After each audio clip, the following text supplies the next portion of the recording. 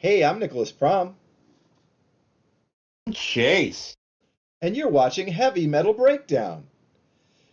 Got a couple albums to talk about, but before we do, um, something we got some terrible news just yesterday or the day before? Uh, I think, yeah. Day before. Ross the Boss, Ross Friedman, founding member of the Dictators, and of Manowar. um, Passed away. He died of Lou Gehrig's disease, and it was only just a couple of months ago that the diagnosis was like the news broke about that. It's just um, God, just terrible, terrible news. Our friendship was like cemented through our bond of loving Manowar. Like I introduced you to them, and you became an enormous fan. I was already big on them. I had seen them, and yeah, like Manowar has like been our band. Um, and we've been friends for 20 years. So this is a terrible blow, a huge loss. Uh, Go. Yeah, geez, I don't know. This hurts. Yeah, Like we've lost a lot of people during our friendship. We've watched a lot of legends die. Dio, Lemmy, and on. It just Steve goes. Grimmett. Yeah, and Yeah, yeah, and yeah, I'm sure, and there's other guys too for sure. But yeah, this one stings a yeah. lot. This one's a lot. This is like Dio for me. I don't normally. Sorry. You go ahead. No, that was it. Okay. I don't normally follow people like all that much. Like when you're like, oh, this is their seminal work was in this band. It's like, oh, but then they went off into the solo project. I'm usually like, okay, I'll just stick with what I know all that Yeah. much. But when Ross Boss did his solo shit, I immediately in 2000 it was 2008. I think I'm not sure. I forget the name of that album was, but I was all over it. But the following one, Hailstorm, I love that album. I listen to that album Yeah. every 2 months. I want to say it Oh comes man. up, and I just yeah, and it plays the guitar, it plays my heart, man. He plays the guitar, he Yeah. played my heart. I swear, Yeah. swear. Yeah. So yeah, I actually have not checked out the Ross the Boss solo albums. I'm going to be diving into them pretty soon. And I had some familiarity with the Dictators, but not massively. My deep regret is in 2007 or 8, when I was like at the depths or height of my alcoholism. Uh, uh, the Dictators came and played Portland, and I was totally broke, could not go, and I missed my one chance to see Ross live, and I will regret that to my dying day. Um, uh, yeah, hail to a legend. Come on, dude. There we go. Um, Yeah. and you know, in our hearts, Ross the Boss is immortal. Okay, stripes on a tiger don't wash away. Man of War is made of steel, not clay, and the legend of Ross the Boss is etched in steel. Okay, I mean, like, you can talk Yeah. about how like Joey DeMaio and Eric Adams are kind of a couple of assholes, for kind of what they did to Ross, but Manowar and Judas Priest are the bands that define the spirit of heavy metal, and and nothing will take that away from me. Just despite all the garbage that between the Yeah. members of Manowar, um, Ross will like his legacy is pure and uh, untouchable, man. Hail, hail forever. So okay, so we got some albums to cover. Chase, you want to cue up our first one? I sure do. Actually, let's see what do we got here.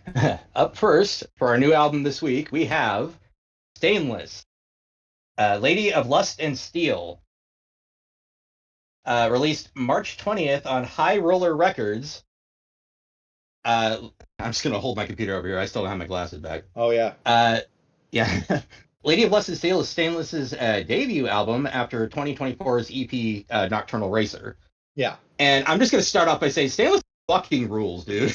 Holy Yeah. shit, I loved this. I Yeah, loved no, this this. is great. Now, did you see them with me when I saw them when they played with Bean Mistreater and Soul Grinder? You weren't there? Oh, I couldn't make it. Yeah. oh, okay. I've seen them 2 or 3 times, and they're really good live. Um, yeah, this is a great like heavy metal rock. Like it is. There's so much like '70s rock in this, but also Yes. like '80s sleaze too, and it's a neat combination. It's like Thin Lizzy meets Lita Ford, dude. Oh, so that is, mwah, yes, right there. Yep, thank you. Perfect description. Yep, I'm pretty good. Um, but yeah, so much great guitar work happening on this. Um, Yeah. got and also want to give up to Larissa, the vocalist. She has a really unique, distinct voice. It's good and it suits this music perfectly. Um, but yeah, really like "Don't Cross Me, Fool." That's a good one. Um, uh, "Danger in the Night," which is a speed metal song. Like yes. Um, and "Lady of Lust and Steel," the title track is great too. Take a listen, Mama. There's something about this song that there's like a '70s rock song, like a classic rock song that this totally structurally really reminds me of, and I cannot for the life of me remember what it is. It's driving me nuts. Did you feel that too? I'm right there with you. No, I'm right there with you on that as well. It was so familiar. I'm like, is this a cover or like an homage or something? And I couldn't place it. And really, I think what we're Like talking here. Oh, go ahead. Sorry. I say, but the song is really good, regardless of if it is an homage or a cover or whatnot. I don't think it is. It's just stylistically, it is the most unique song on the album. Hmm. Yeah, and good shit. Go Yeah, ahead. but I was gonna say I think it's not a cover, but I think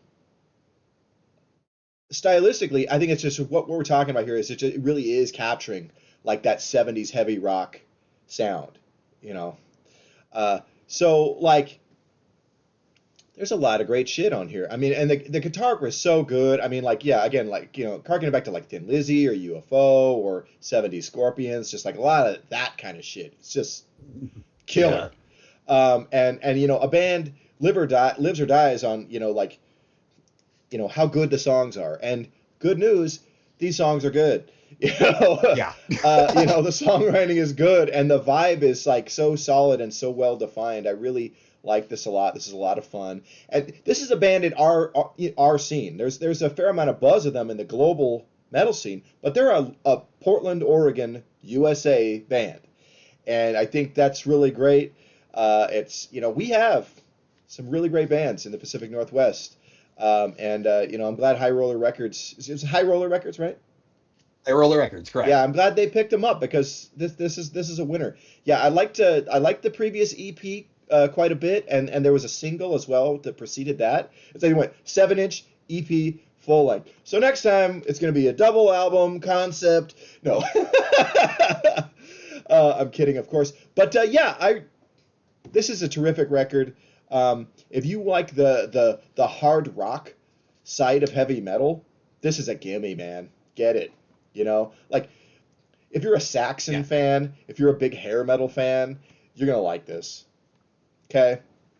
yeah. You know, Uh, uh, what I what I got here real quick is yeah, Lady of Lust and Steel has, it's like everything going on at once. It's crazy, it's bluesy, it's jammy, it's sleazy, it's smoky, sultry, sexy, just 100% pure, uncut, straight to the brain, good time. yeah, I love this album. This the second, was it the last song on the album, Rough Justice. The second that song was over, it's like boom, top 10. Added it yeah. right onto my Oh 2026. wow, Yeah, right on. Okay, yeah. cool. Well, here we go. Okay, so I think that's a big horns up for Stainless. So Fuck yeah. right on. Yeah, we like this a lot. Go out and get it, son. And go see this band if you can. They are a cool band to see live. I've seen them 2 or 3 times. And I will again for sure. And let's I got to keep you in the loop. You got to see him. You got to see him. You're a big fan. Oh, So, I am going to now next time, most certainly. Yeah. okay, Oh God. certainly. Okay, great. Okay, cool. Um, well, right on. If we're done just like waxing the car for stainless, why don't we move on to the next segment, the one that bears your name, Chase's classic album. What do we have? And up next on Chase's classic album, we have Cryptic Slaughter, Money Talk, released May 15th, 1987 on Death Records, the hardcore subsidiary of Metal Blade Records. That's Of correct. course. Of course. Uh, Yeah, and Money Talks is Cryptic Slaughter's second full-length album. So that yeah. also is true. Yeah, of course, this cover depicts Ronald and Nancy Reagan and nuclear war and shit happening, and that's 80s hardcore summed up in an image. Pretty much, yeah.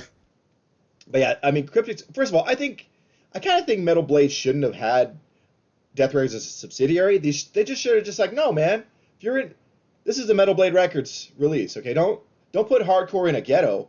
Put it with the rest of their thrash metal shit, like that. Like, come on, man. This is the crossover. That is scene, weird dude. that they gave it a. It's weird that they gave it a separate sorry, a separate label altogether. I think that is kind of odd, but I guess there was more of a deviation between the scenes, and they didn't want to cross the streams cross the scenes. Yeah, well, it's interesting, because crossover was really happening, and obviously Brian Slagle is capitalizing on that, signing these guys, among others. There was Anchor Watt, there was Corrosion Conformity, I think there was a couple others too, and but it is weird because they were putting out tons of thrash metal, um, but I think traditional heavy metal people were still really rejecting punk, so maybe that's what it was, and I think Metal Blade was still putting out a lot of that, so maybe that was the reason. Produced by Bill Matoyer, who did a lot of Metal Blade records, like Slayer and Sentinel Beast, stuff like that, and he did a great job on this. So many songs are just ripping, fast, fast, fast. Not a lot of melody, which is kind of like de rigueur for 80s hardcore, but it's so immediate, it's so in your face. I love. There's of course there's plenty of like anti-Reagan songs. There's like at least 3 songs that are like we are not happy with this administration. But like there's a couple straight edge songs. There's Freedom of Expression, a song, an anti-PMRC song, which we missed when we did our episode 100. Oh, like oops. You're right. Yeah, but folks who go back and watch that episode, folks. But yeah, so good, so good. Another highlight being the closer, American Heroes, which is about just sending people off to die for the American war machine, the military-industrial complex, and then yeah, your son died, but they're a hero, and that's how we spin it. They didn't die for nothing, or just for the empire, which is really what it is. To line the pockets of corporations and businessmen in America. Oh yeah, you can die for us. That's cool. But yeah, blowing up brown people on the other side of the world isn't making America free, by the way, or keeping it that way. Yeah, it's exploitation, which is what we do. But anyway, yeah, dude, this rules. Ripping shit. I noticed that this time around they're a bit more organized, a bit more together. The sound's a lot less. It's more, what did I call it? Deliberate chaos rather than the sloppiness. There's a little bit of sloppiness in the first album. Yeah. Tighter this time around. Yeah, and that you'll get that with a sophomore release. But also, I think the first one, it's like it's great, and it's just the energy and the fury of it just carries the thing, right? And it works on that level. This is a slightly more polished, and yeah, it is tighter. So they got Bill Matoyer, engineering, producing, whatever. So that helps. Bill's great. He's one of my top guys in that department. I love the Metal Blade sound, and he is like the man. So. But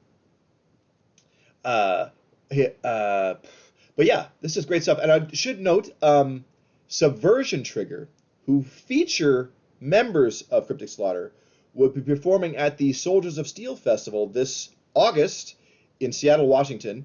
And Subversion Trigger just put out an EP. That's all they have, and it's like 15 minutes long. Their set's going to be chock full of Cryptic Slaughter songs. You can bet your ass. So Yeah. you want to basically see Cryptic Slaughter, come to Soldiers of Steel Festival this summer, and you will. Or, a version of that. So, going to be great. It's going to be killer. You have more stuff to say about this record, Chase? My highlights for this record are Money Talks, Wake Up, and Menace to Mankind. And Wake Up feels like an SOD, like a long SOD song. It's 2 minutes long. Yeah. Well, SOD, I think I might have 2-minute songs, but at least one. But yeah, the Wake Up, and that's a straight edge song. It's just like, dude, you're gonna screw around, like just like farting around, like getting wasted, or you're really gonna do something, And I love that. Wake up, dude. Yeah. Yeah. And there's a couple songs like that on the record, and I'm here for it. It's like, I got sober 5 years ago, and it's the best decision I ever made. Like, done dulling my mind, poisoning my body. Like, I'm sharper than I've ever been, and I wish I had done that a long time ago. So I have a lot of respect for the hardcore scene and for straight edge in my old age. But better late than never, That's I guess. cool, man. Yeah. But yeah, dude, this rules. Last thing I got here, I should have said this one first, I guess. I said this album was a person. If this album was a person, it would have DID, and one personality would be suicidal tendencies, and the other would be napalm death. Yeah, I like that. Yeah. Yeah, and people talk also about like how like the drums are like have a lot of like early blast beat stuff going on, and like that's cool. So very influential. Probably had an influence on Napalm Death. But also, I just really love the song Positively. It is about positivity, and it's like a minute and a half long, and it's just ripping fast. Just love it. Really like that song a lot. But yeah, Cryptic Slaughter, Money Talks, and Bullshit Walks. I just want to say that. Yes. Yeah. Well, you've seen Twins. That is such a yeah. I haven't seen that one in a while. 30 years at least for me, and I should go back. That was a fun one.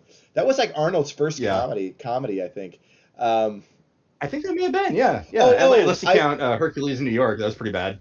Right, and then I remembered. Oh wait, there's some early stuff they did in the '70s. I'm like, oh yeah, never mind. But it was after he became a star. It was his first comedy because it was just action. That's sort of his wheelhouse.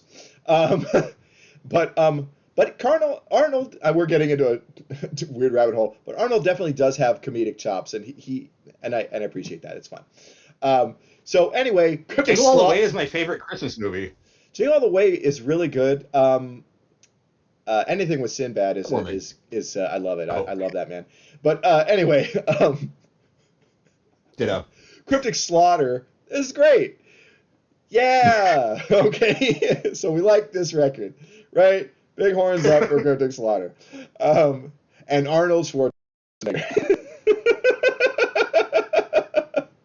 Okay. Oh, come on. Come on, I'm here. Kill me. Okay. Put that cookie down. Put the cookie down. Yeah, okay. That is probably my most watched Arnold movie, Kindergarten Cop. Oh, man. It's so weird. He's a dead ringer for crisp. Okay. Sorry. So, hey, don't we have a concert calendar somewhere around here? We sure do, and let's get into it. I am so sorry. Thank you for indulging my nonsense. So, hey, like tomorrow, we're going to see Onslaught and Warlord at the Star Theater. That's going to kick ass. Two classic 80s heavy metal bands. How can you go wrong? Support from Haunter, who are rad, and Torture Rack, who I kind of remember, and they are death metal. Yeah. Then I'm looking forward to it. It's going to be a blast, man. Oh, my God, I know. And then just 2 days later, we're going to see Raven, dude. At Dante's, Tuesday, March 31st. That's going to be awesome, baby. Love that. Love Raven. Going to be great. And then April 11th, I think we're going to this. Dope Throne are playing with Year of the Cobra. and at that's April 11th at the Star Theater. And our local doom metal gods, RIP, are going to be opening. Got to show up and see that. That band rules. My pal Fuzz is the front man of that band, and yeah, they are great. Yeah. Okay, let's see. Then April 14th, we are going to see Guar at the Roseland Theater with support from Soulfly and King Parrot. Buckle up, Buttercup, because the very next night we're going to see, also at the Roseland, Drain. That's April 15th, tax day. That's going to be, God, this is going to be awesome, dude. Really looking forward to that. Whew, it's like, man, I love fun, don't you? Oh, man, Fun. fun. Woo. We want fun. And you better believe it. Da, da, da. Yeah. We did see Andrew WK on the 10th anniversary of I Get Wet, and that was such an awesome night. Crazy show, dude. Yeah. God, he rules. Love Andrew WK. But totally different than that. Saturday, April 18th, you're going to be heading back to the Roseland to see the Godless 4 tour, Behemoth, Deicide, Rotting Christ, and Immolation. Shit, man. How do you feel about that? Yeah. Fucking stoked. I don't even give a fuck if I'm gonna be dead tired or not. I'm stoked, dude. I haven't seen Deicide. I haven't seen any of these guys. What am I saying? I'm Oh, yeah. stoked mostly to see Deicide. I'm gonna Yeah. be straight up Oh, there. of Yeah. course, of course. Deicide is Yeah. probably definitely my favorite band on this bill for sure. I've seen all of these bands except for Rotting Christ, but I've seen all of them at least twice. The rest of them. So, but yeah, I am skipping this one. It's just I think I have to work or something. But yeah, that's going to be a blast. I can't wait to hear about that. Uh, Ooh, here we go. Saturday, April 25th, you and I will be there at the Blackwater to see 80s Thrashers Insecticide with support Ah, from crossover Thrashers Pilau, our local speed metal kings Blade, and Yersinia, which is has Eric from Eric Dorset from Dead Conspiracy and his son Hickson uh, are in this band, and I'm looking forward to checking that out. That's gonna be cool. That's their debut show too, so very interested in that. Um, yeah, the show's gonna be killer, dude. We're gonna have fun. And then I'm going April 28th up to Seattle with some pals to see Halloween. It's their 40th anniversary tour, and man, I cannot wait to see them Pumpkins United. That is going to be so awesome, dude. I can't wait to hear about it, man. Man, oh, the only thing that would make this better is if you could be there with me, because man, I I'm wish sorry, man. it's Uh, not your fault. But it's gonna be rad, and I will be taking lots of footage and having a dope ass time, and we'll talk about it. Let's see, and then what else do we have going? Oh, yes, I want to remind folks to go to soldiersofsteel.com and get your tickets now for the Soldiers of Steel Festival, which will take place August 13th through the 16th at the substation in Seattle. Sanctuary, Liege Lord, Sacred Blade, Saint, and the Accused AD are headlining. Many other excellent traditional power metal, thrash, and speed metal acts will be on this bill, including Widow, Bloodstar, Skeletor, Heavy Metal Shrapnel, Tower Hill, Chamber Mage, and a bunch of other bands too. Um, it's gonna be fire. It's gonna be dope. Be there or be lame.